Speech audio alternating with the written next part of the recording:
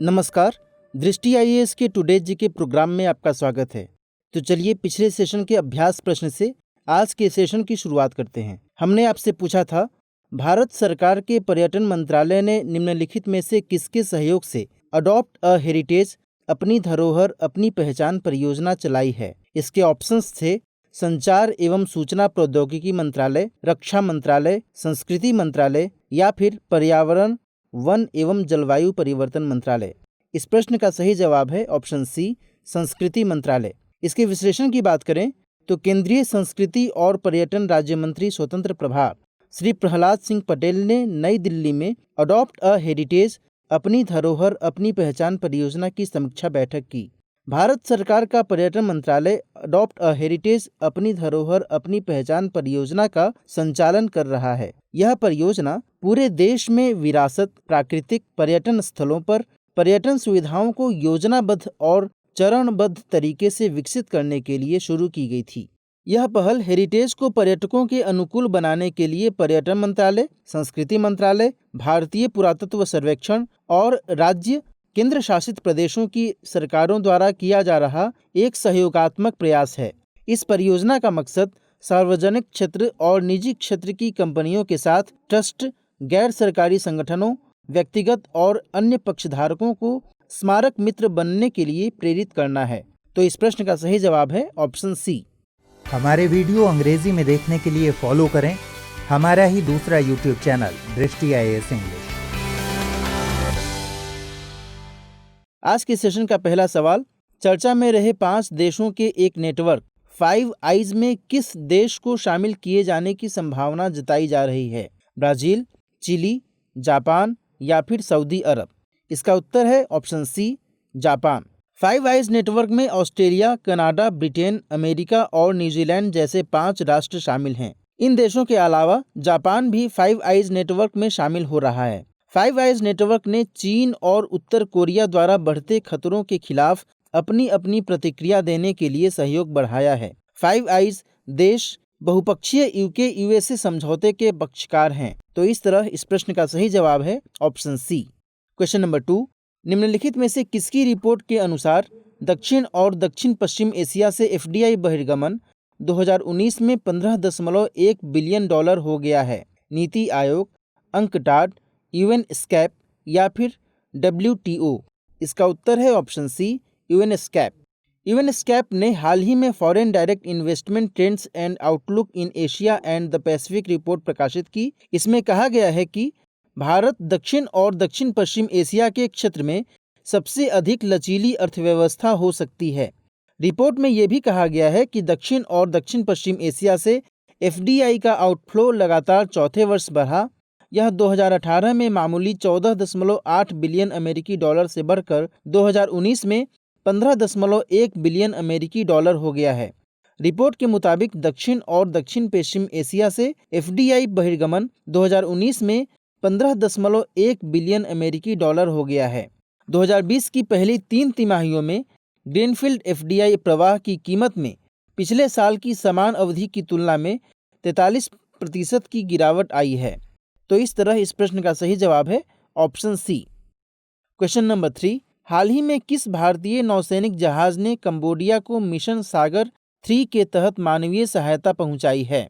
INS Vishal, INS Kiltan, INS Sahyadri या फिर INS Vikrant. इसका उत्तर है option B, INS Kiltan. INS Kiltan ने कंबोडिया को मिशन सागर 3 के तहत मानवीय सहायता पहुंचाई है। इस जहाज को बाढ़ प्रभावित कंबोडिया के लिए 15 टन सामग्री की मानवीय सहायता और आपदा राहत यानी HADR देने के लिए भेजा गया था। यह राहत सहायता कंबोडिया के राष्ट्रीय आपदा प्रबंधन समिति को प्रदान की जानी है। मिशन सागर 3 विदेशों में भारत की HADR सहायता का एक हिस्सा है। इसका मकसद सागर क्षेत्र में सभी के लिए सुरक्षा और विकास सुनिश्चित करना है। इससे पहले एक मिशन के तहत भारत ने वियतनाम को बाढ़ से राहत हेतु सहायता प्रदान की है। तो इस तरह इस प्रश्न का सही जवाब है ऑप्शन बी। क्वेश्चन नंबर 4, हाल ही में कहाँ देश का सबसे ऊंचा मौसम विज्ञान केंद्र यानी हाईएस्ट मेटेरोलॉजिकल सेंटर लॉन्च किया गया है? लद्दाख, दिल्ली, राजस्थान या फिर हिमाचल प्रदेश। इसका उत्तर है ऑप्शन ए लद्दाख। केंद्र शासित प्रदेश लद्दाख में देश का सबसे ऊंचा मौसम विज्ञान केंद्र यानी हाईएस्ट मेटेरोलॉजिकल सेंटर लॉन्च किया गया है। भारत मौसम विज्ञान विभाग यानी IMD अब अपने लद्दाख केंद्र से राजमार्गों, कृषि और रक्षा कर्मियों को आवागमन के लिए विशेष मौसम पूर्वानुमान प्रदान कर सकेगा। यह केंद्र क्षेत्र में मौसम की भविष्यवाणी की प्रारंभिक चेतावनी प्रणाली यानी अर्ली वार्निंग सिस्टम को मजबूत करेगा। यह लद्दाख के लेह में समुद्र तल से 3500 मीटर की ऊंचाई पर स्थित भारत में उच्चतम मौसम विज्ञान केंद्र होगा। यह केंद्र छोटी दूरी के मौसम पूर्वानुमान यानी लगभग 3 दिन, मध्यम श्रेणी के मौसम पूर्वानुमान 12 दिन और लंबी दूरी के मौसम पूर्वानुमान यानी 1 महीने के लिए पूर्वानुमान प्रदान करेगा। अरुणाचल प्रदेश के ईटानगर के बाद लेह केंद्र हिमालय में स्थित दूसरा मौसम विज्ञान केंद्र है। तो इस तरह इस प्रश्न का सही जवाब है ऑप्शन ए। क्वेश्चन नंबर 5, हाल ही में निम्नलिखित में से किस संस्था ने उपयोगकर्ताओं को कोविड-19 पर नवीनतम अपडेट प्रदान करने के लिए एक मोबाइल एप्लीकेशन लॉन्च किया है? नीति आयोग, यूरोपियन यूनियन, विश्व स्वास्थ्य संगठन या फिर संयुक्त राष्ट्र? इसका उत्तर है ऑप्शन सी विश्व स्वास्थ्य संगठन। WHO यानी विश्व स्वास्थ्य संगठन ने हाल ही में एक कोविड-19 मोबाइल एप्लीकेशन लॉन्च किया है। WHO ने महामारी संबंधी गलत सूचनाओं से मुकाबला करने के लिए इस ऐप को लॉन्च किया है। यह एप्लीकेशन उपयोगकर्ताओं को कोविड-19 पर नवीनतम अपडेट प्रदान करेगा। इस एप्लीकेशन को WHO कोविड-19 ऐप कहा जा रहा है। WHO द्वारा शुरू किया गया यह मोबाइल एप्लीकेशन संगठन और क्षेत्रीय भागीदारों के विशेषज्ञों से विश्वसनीय जानकारी प्रदान करेगा। यह कोविड-19 के साइंटिफिक निष्कर्षों के बारे में नियमित अपडेट और अधिसूचना प्रदान करेगा। इस तरह इस प्रश्न का सही जवाब है ऑप्शन सी। क्वेश्चन नंबर 6, निम्नलिखित में से किस संस्था ने हाल ही में स्टैंडर्ड ट्रैवल इंश्योरेंस पॉलिसी प्रस्तावित की है? सेबी, इरडा, नीति आयोग या फिर भारतीय जीवन बीमा निगम? इस प्रश्न का सही जवाब है ऑप्शन बी इरडा। भारतीय बीमा विनियामक और विकास प्राधिकरण इरडा ने हाल ही में स्टैंडर्ड ट्रैवल इंश्योरेंस पॉलिसी प्रस्तावित की है। नीति का मकसद घरेलू और अंतर्राष्ट्रीय यात्रा के दौरान बीमा कवरेज सुनिश्चित करना है। इरडा ने हाल ही में मानक यात्रा बीमा पॉलिसी पर दिशा निर्देश का मसौदा जारी किया है। इन दिशा निर्देशों में कहा गया है कि मानक यात्रा बीमा उत्पाद IRDAI से ही उपलब्ध होंगे। यदि विदेश में दुर्घटना के कारण बीमित व्यक्ति घायल हो जाता है और दुर्घटना के 365 दिनों के भीतर उसकी मृत्यु हो जाती है तो बीमा कंपनी बीमा राशि के बराबर मुआवजा देगी। इस दिशा निर्देश का उद्देश्य अंतर्राष्ट्रीय और घरेलू यात्रा दोनों के लिए कवरेज के संदर्भ में एकरूपता और परिभाषा सुनिश्चित करना है। तो इस तरह इस प्रश्न का सही जवाब है ऑप्शन बी।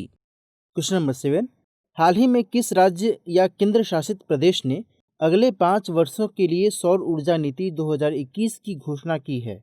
असम, केरल, दिल्ली या फिर गुजरात?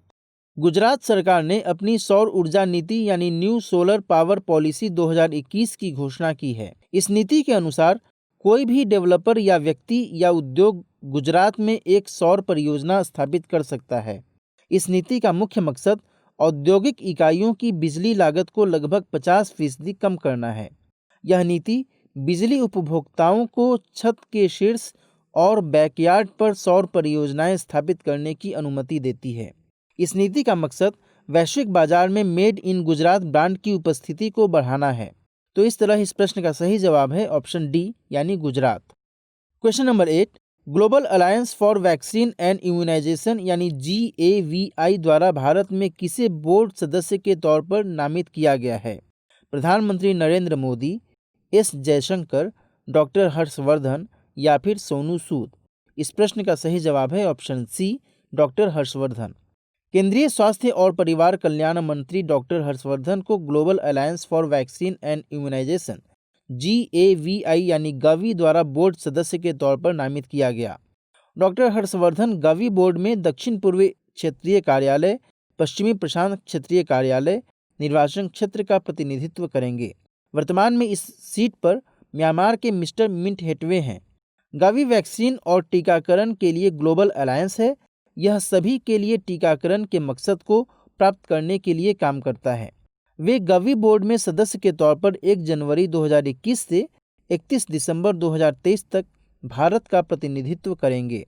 गवी बोर्ड रणनीतिक दिशा और नीति निर्माण के लिए जिम्मेदार है, जो वैक्सीन अलायंस के संचालन एवं कार्यक्रम कार्यान्वयन की निगरानी करता है। तो इस तरह इस प्रश्न का सही जवाब है ऑप्शन सी, यानी doctor Harshvardhan.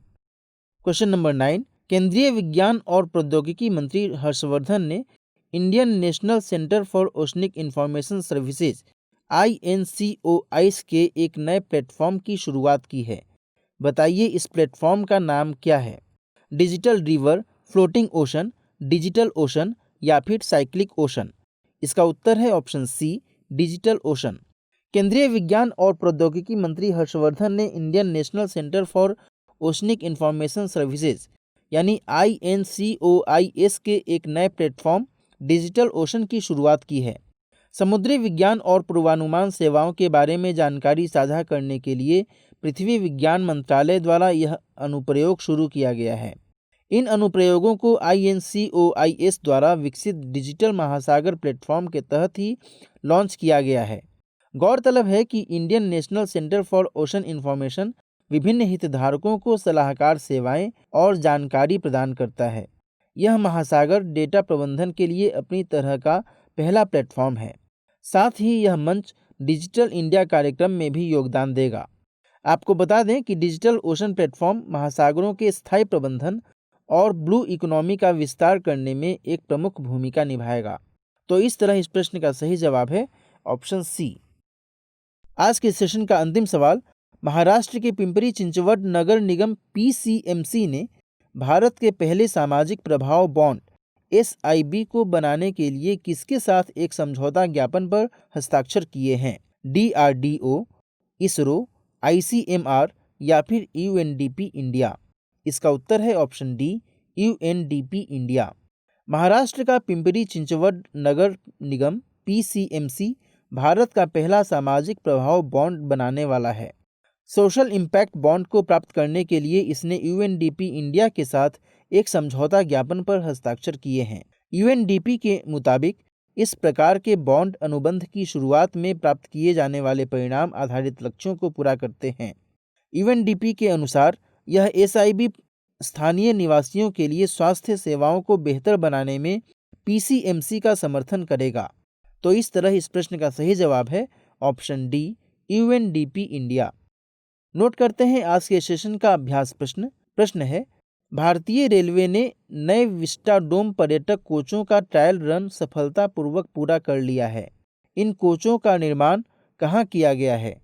Tokyo, Seoul, Chennai या फिर नई दिल्ली? इस प्रश्न का सही जवाब कमेंट बॉक्स में देना न भूलें। मिलते हैं नेक्स्ट सेशन में कुछ नए सवाल के साथ। तब तक के लिए नमस्कार।